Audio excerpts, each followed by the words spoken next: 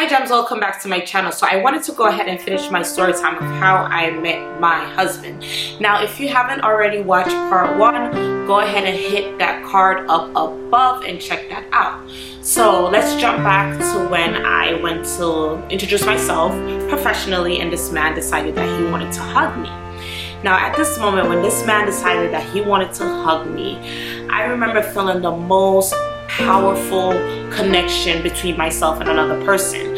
I remember feeling like, whoa, oh my goodness, this might be the man that I introduced to my dad. This might be the man that I have children with. This might be the man that I spend the rest of my life with. And I remember the feeling was so powerful that it scared me, because for the first time in my life I felt safe with another man that wasn't my dad. And it was just so powerful that it made me feel like several emotions in the span of a short time. Now I remember being a little upset because I could not understand why I felt safe with someone that I barely knew. Why did I feel safe with a stranger that just hugged me for the first time?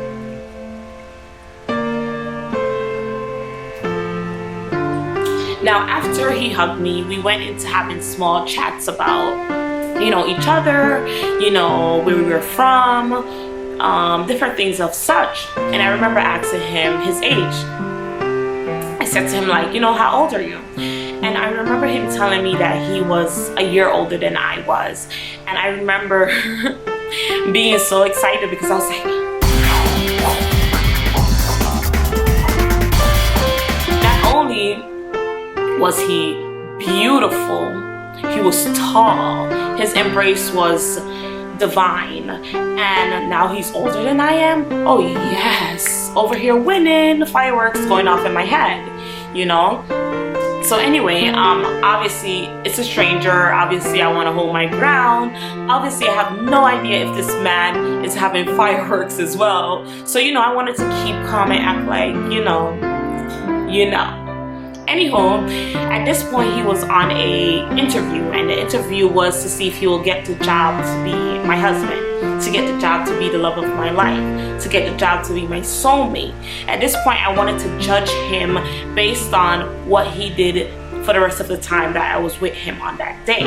I wanted to see his characteristics. I wanted to see, who he was as a person, to make that decision, to see if he was someone that I would spend some time with or the rest of my life with. Now, I remember us walking on our way to this barcade. That was the name of the place, Barcade. And on our way there, I remember feeling like, okay, let's see if what this guy's about based on how he talks, what he does and how he interacts with myself as well as other people. Because my thing is, you're not going to treat me golden and be nasty to other people, because at some point you will start treating me that way as well, right? Now on our way to the barcade, we noticed that there was a cell phone on a stoop. And at this moment I was like, ooh, great way to check who this person is as a person.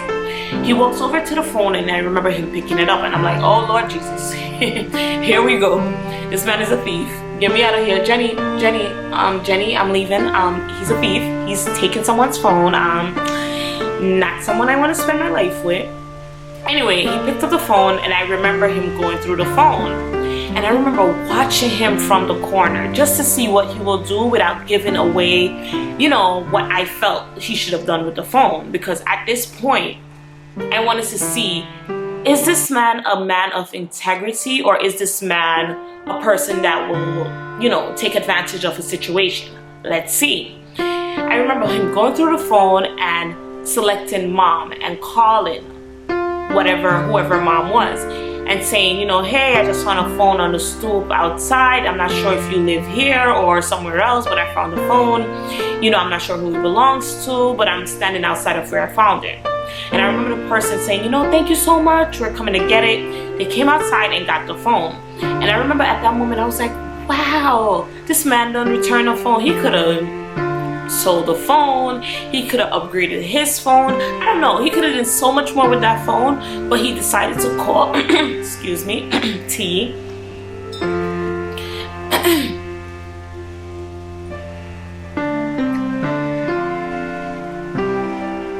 he decided to call someone that could have been, you know, related to the person that owned the phone. And I felt like that was one of the most amazing thing you could do as a person.